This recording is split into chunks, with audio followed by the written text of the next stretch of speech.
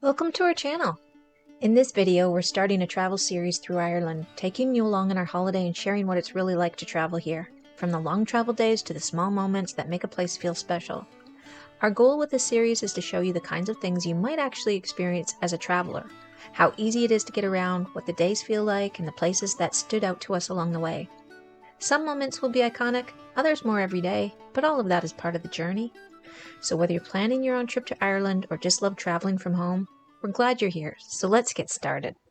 So like most travel days, ours didn't start perfectly.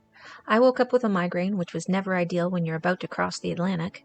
Then came the ride to the airport. We hired a car service and the driver spent the entire trip coughing, and somehow still smelled strongly of sausage. At that point, we were convinced we'd be starting our vacation sick, but thankfully that didn't happen. We got here, we walked all this way to B5. Now our gate's changed and we're heading to B28. So we flew out of the Toronto Pearson Airport with WestJet. We booked our end of July flights back in early April, which July is peak travel season. So we were hoping to get premium seats without completely blowing the budget, and we managed to book a round trip for 1,600 Canadian approximately, and considering the time of year, we were pretty happy with that. The flight itself was smooth. We followed all the jet lag advice: sleep as soon as possible, skip the main meal, eye masks on, earplugs in. We brought our own, and they made a huge difference. I slept as much as I could, about 4 hours, and then woke up just in time for breakfast, which was banana bread and fruit, and before long, we were landing in Dublin. Once we arrived, our plan was to take the bus into the city centre with a car service as a backup. Getting out of the airport with luggage was incredibly easy, and almost immediately we spotted the buses.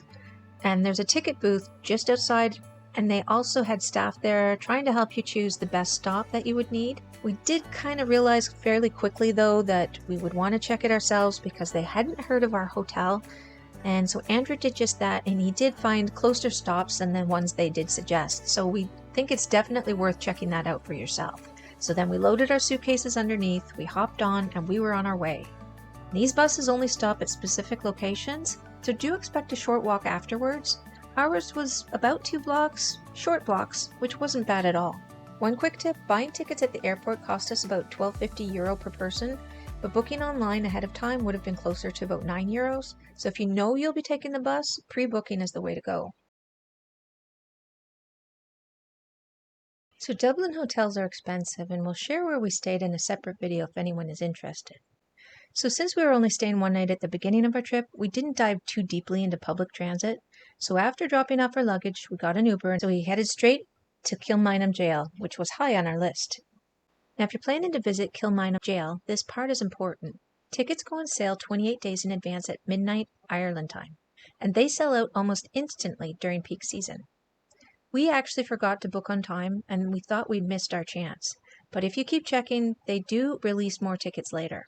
And that's exactly how we managed to get ours.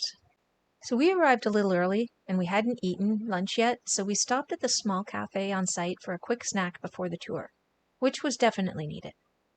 Then the tour starts in the courtroom, and all we knew about the jail was that it had been used in filming locations for movies like Michael Collins, In the Name of the Father, and The Italian Job, but now it was time to learn the history. Kilmainham Jail isn't just an old prison. It's a place filled with very human stories. It opened in 1796, and for over a century, people passed through these doors for reasons that ranged from heartbreaking to historic.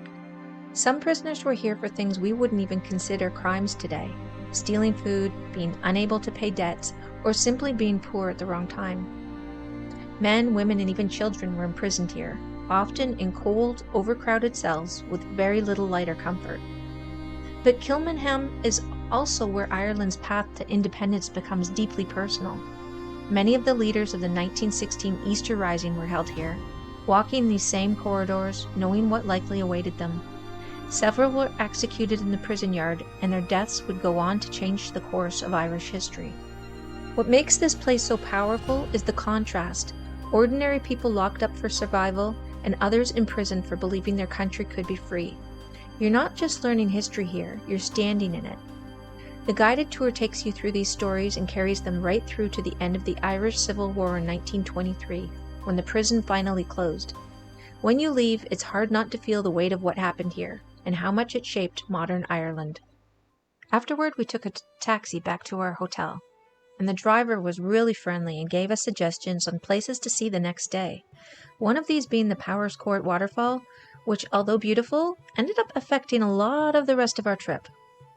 So once he dropped us off at the hotel, we opted for an early dinner at the pub attached to it, because at this point, jet lag was starting to win. It was a quiet Sunday evening, and I had my first toastie, and Andrew had Guinness stew for the first time. Both were excellent.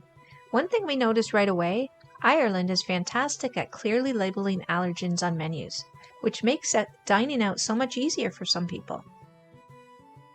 Then to end the day, we took a short walk to Merrion Square, which was just steps from our hotel. The size of these seagulls, they are huge.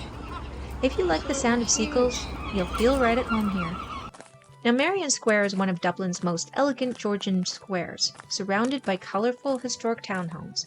It was once home to some of Dublin's wealthiest residents, including Oscar Wilde, and today there's even a statue of him lounging nearby. The square used to be private, but it is now a peaceful public park right in the heart of the city. Now, looking back, I wish we'd read more about its history before walking through. It would have made it even more interesting. But honestly, it was the perfect, calm way to end our first day in Ireland. So thanks so much for coming along with us. If you enjoyed this video, don't forget to like and subscribe. And if you have some ideas for first days for other people, please feel free to comment. And we'll see you in the next one as our Irish adventure continues.